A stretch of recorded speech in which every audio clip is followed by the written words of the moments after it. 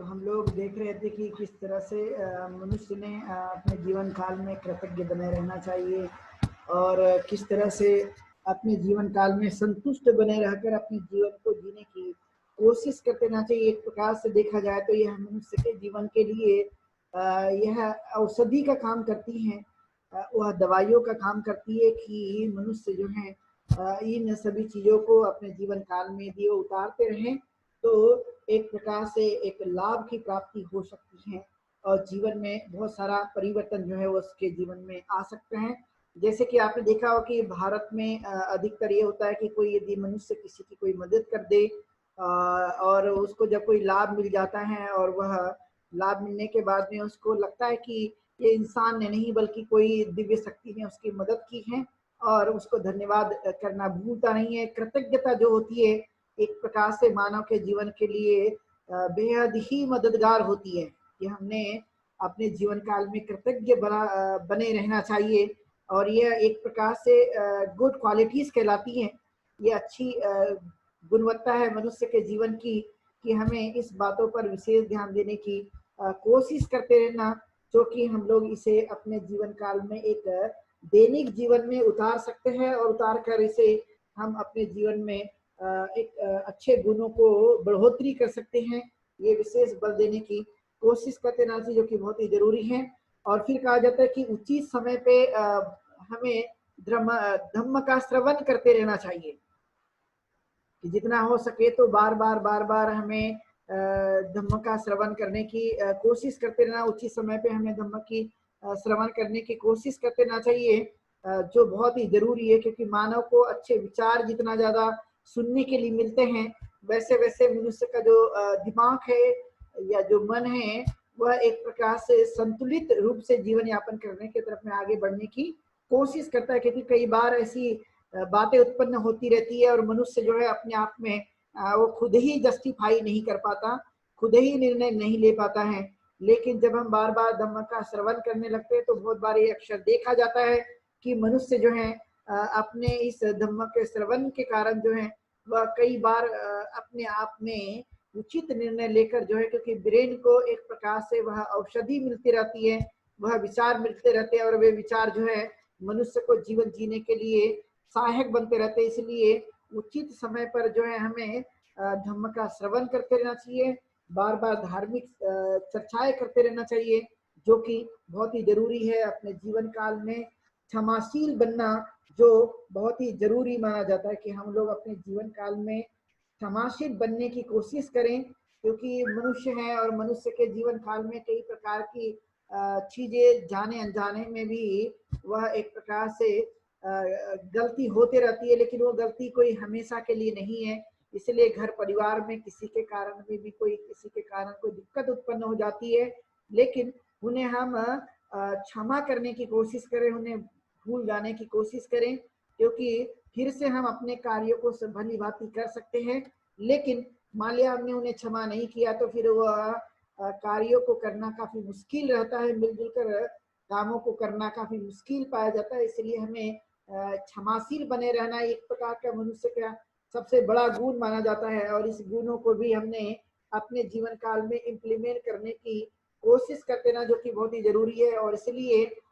जब आप त्रिसर्पणशील ग्रहण करते हैं तो त्रिसर्पणशील ग्रहण करते समय आपने ये महसूस किया होगा कि सबसे पहले जो है वो क्षमा याचना की जाती है कि मेरे द्वारा जो कुछ भी अपराध हुआ होगा उस अपराध को जो है मैं कबूल करता हूँ और इसके बाद में मैं नहीं करने की प्रतिज्ञा लेता हूँ, तो भंते जी जो है मुझे या संघ जो है मुझे क्षमा कर दे। और तब आपने देखा खामतु में भंते कहा जाता है, तो खामतु का मतलब कि हमें क्षमा मांगती या मांगता हूँ और मेरे द्वारा जो कुछ भी गलतियां हो गई उसे मुझे क्षमा कर दे। तो यह एक प्रकार की एक हमारी संस्कृति है और इसलिए हमने क्षमाशील बनना चाहिए और क्षमाशील बनकर अपने जीवन को जीने की कोशिश करते रहना, जो बहुत ही जरूरी है। और फिर कहा गया कि हमें आज्ञाकारी बनना चाहिए। कई ऐसी बातें होती है जिसको हमें अपने जीवन काल में उतारने की कोशिश करते रहना। माता पिता है या जो हमारे घरों में श्रेष्ठ लोग पाए जाते हैं या वय वृद्ध लोग हैं या अपने आचार्य लोग हैं, उनकी यदि बातें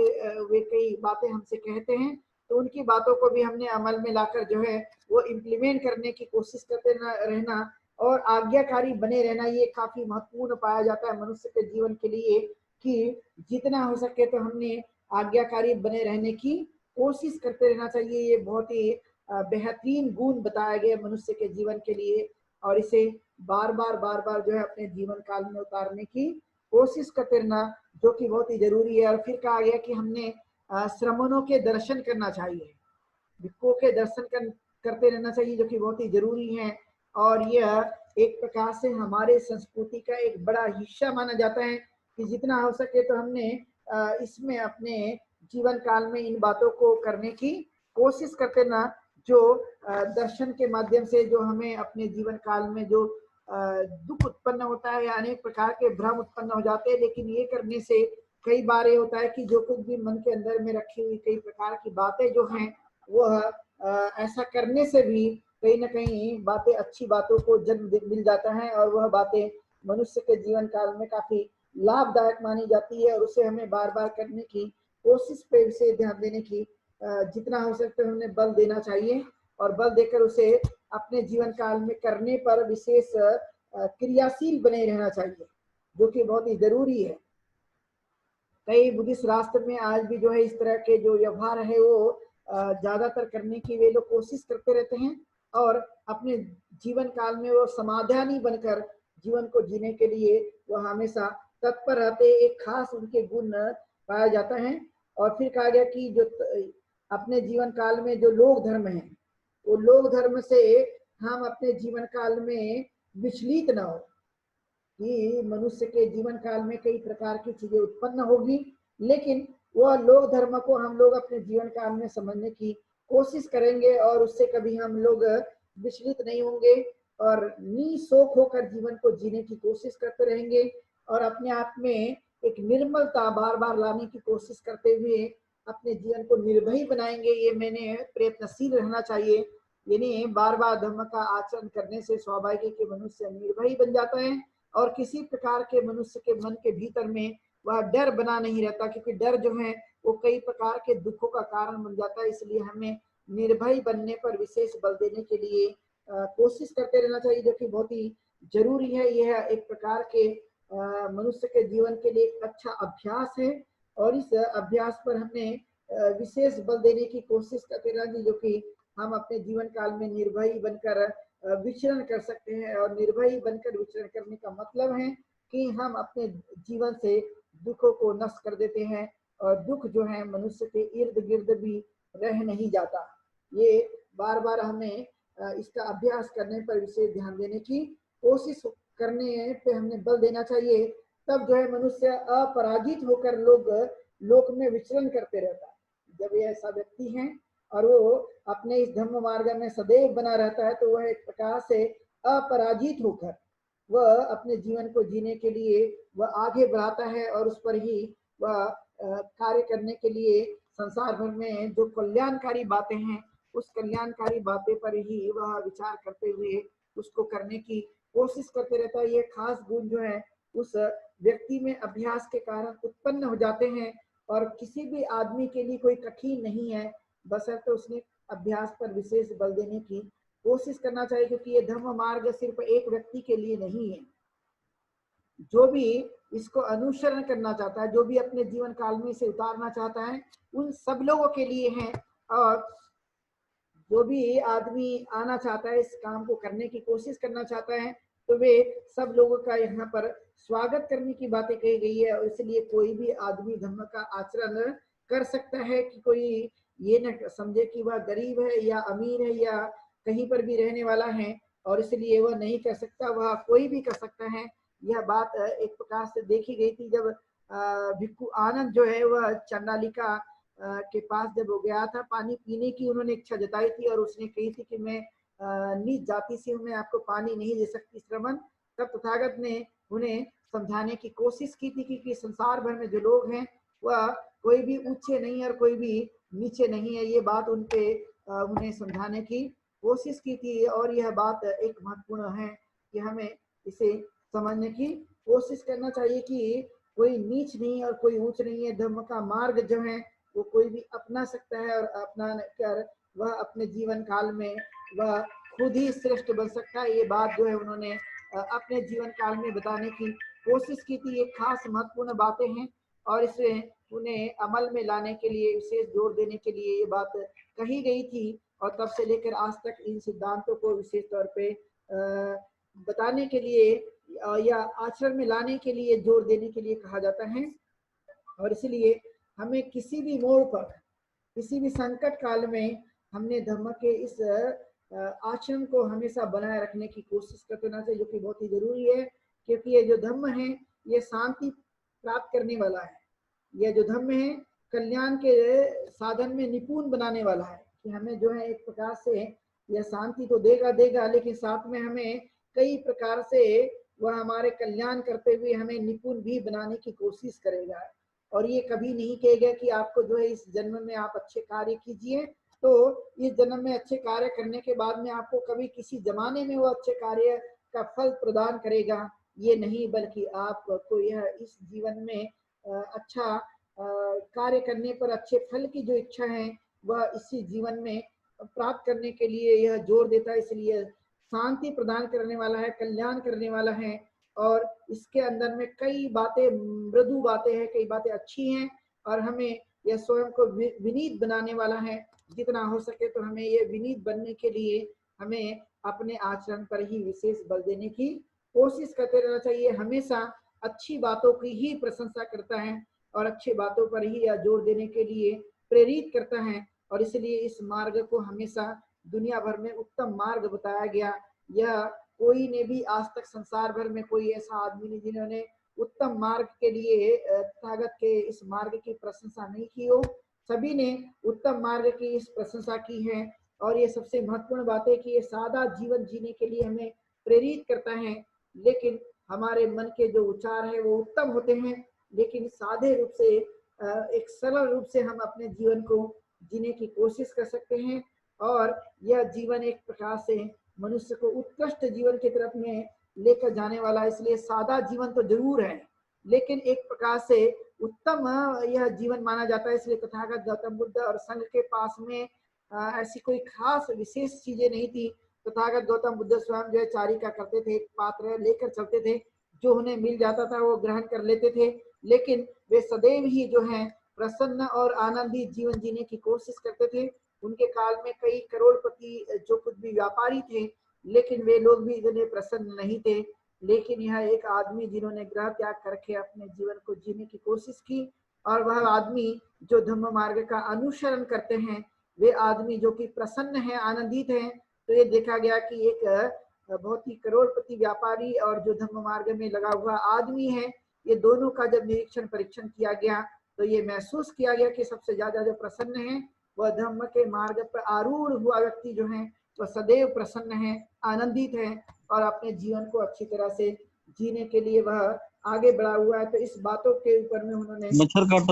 जोर देने की कोशिश की और जोर देकर जो है उन्हें आगे बढ़ाने के लिए सदैव जो है वह प्रयत्नशील रहे। तो ये खास एक महत्वपूर्ण बातें हैं जिस पर यह जीवन जीने के लिए वह अग्रसर रहते हैं और यही बातें मनुष्य के जीवन के लिए एक बहुत ही काम की पाई जाती हैं।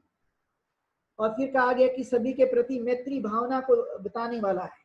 कि जितना हो सके तो हमें अपने जीवन काल में मैत्री भावना का अभ्यास करने पर विशेष बल देने की कोशिश करते रहना कि हम लोग जो है अपने जीवन काल में मैत्री भावना का अभ्यास करने की कोशिश करेंगे। यह धर्म कभी भी किसी को शत्रु या किसी को वैरी के लिए यह संदेश नहीं देता, बल्कि सभी के प्रति जो है जितना हो सके तो मैत्री भावना का अभ्यास करने पर ही जोर देने की प्रशंसा करता है और उसे बढ़ाने की कोशिश करता है। और इसलिए संसार भर में जितने लोग हैं वे सभी के सभी इस बातों पर वह जोर देने की कोशिश करते हैं कि वह मैत्री भावना का सदैव जो है वह अभ्यास कर सके और इस अभ्यास के माध्यम से संसार भर के लोगों का दुख जो है वह समाप्त कर सके, इस पर ही बल देने की कोशिश की जाती है। तो यह एक प्रकार से मनुष्य को हमेशा बल और मनुष्य को दुखों से दूर करने का ही उपाय बताने की कोशिश करते हैं। इसके साथ साथ संसार भर में जितने सभी लोग हैं वे सुखी पूर्वक अपने जीवन को जी सके, वह कोई भी दुखी ना हो। यानी संसार भर में जितने लोग रहते हैं वह निवास करते हैं जहाँ जहाँ पर भी रहते हैं, लेकिन वे सभी जो हैं वह सुखपूर्वक अपने जीवन को जी सके, इस पर ही बल देने की कोशिश करते हैं। और वे अपने इस भावना के साथ में संसार भर के लोग जो हैं वह आगे बढ़ाने पर इस नीतियों को जोर देने की कोशिश करते हैं। और इसलिए यह एक जीवन जो है उत्तम जीवन माना जाता है, क्योंकि संसार भर के लिए ये प्रयोग किया गया कि कोई भी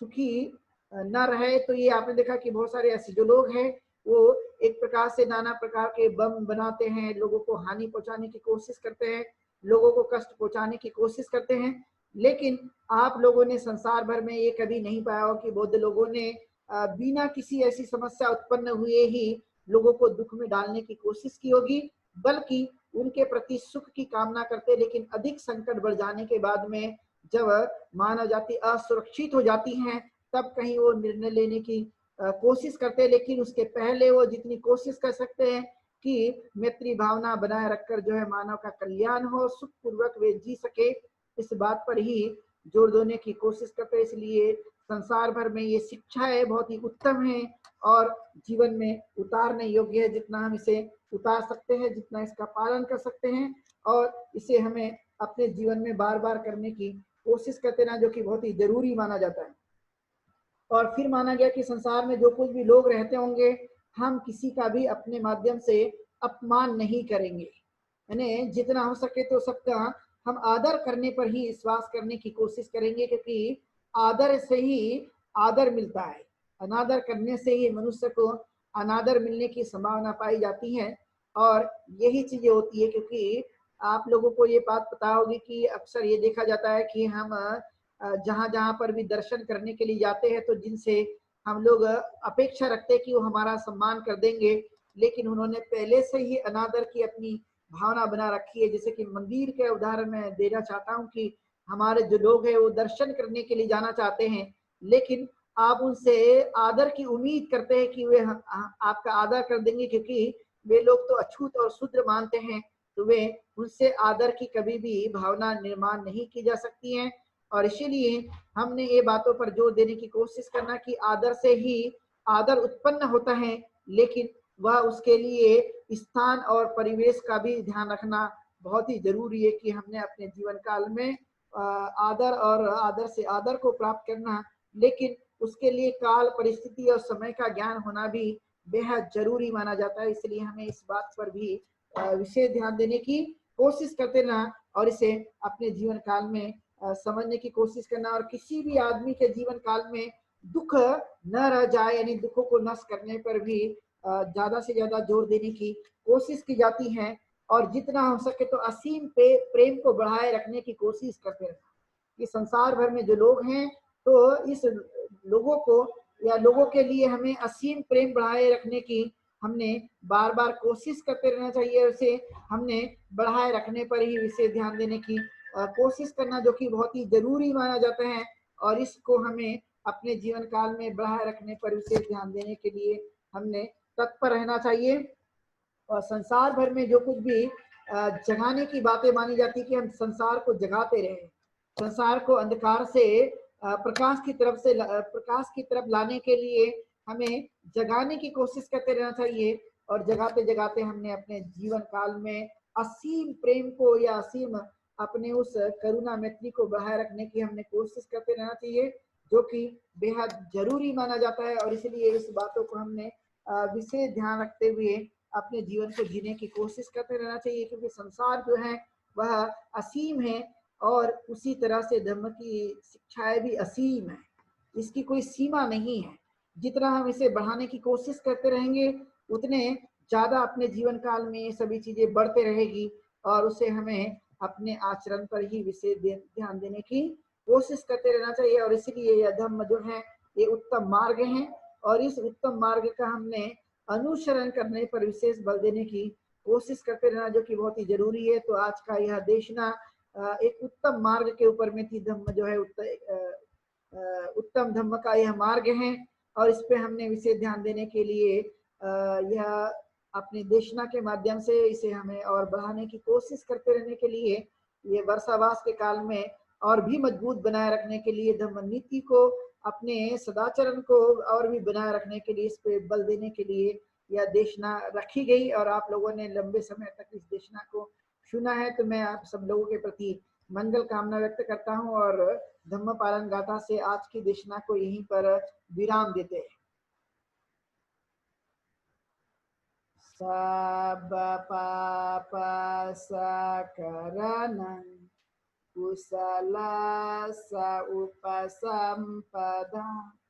सचित परियोदपनं एतं बुद्धान शासनं धम्मं चरे सुचरितं नतं दुचरितं चरे धम्मचारे सुखं सेति अस्मिन् लोके परं च न तावता धम्मधरो यावता बहुभासति यो च पंपि सुत्वानं धम्मं कायेन पश्यति सवे धम्मधरो होति यो धम्मं न पमज्जति नाति मे शरणं गह्यं बुद्धो मे शरणं वरम् एतेन सच्चवचेन होतु ते जयमङ्गलम् नाति मे शरणं गह्यं धम्मो मे शरणं वरम्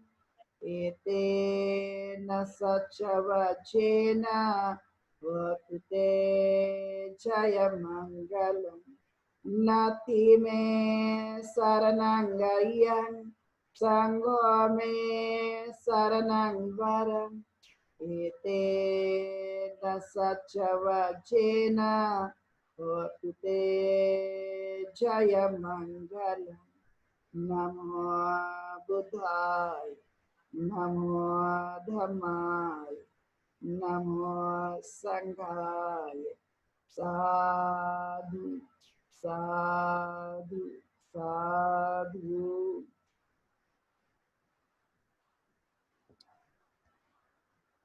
जय भीम बंते जी। जय भीम बंते जी।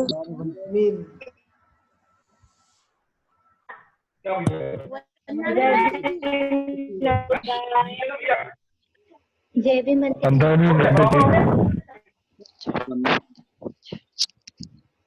जी।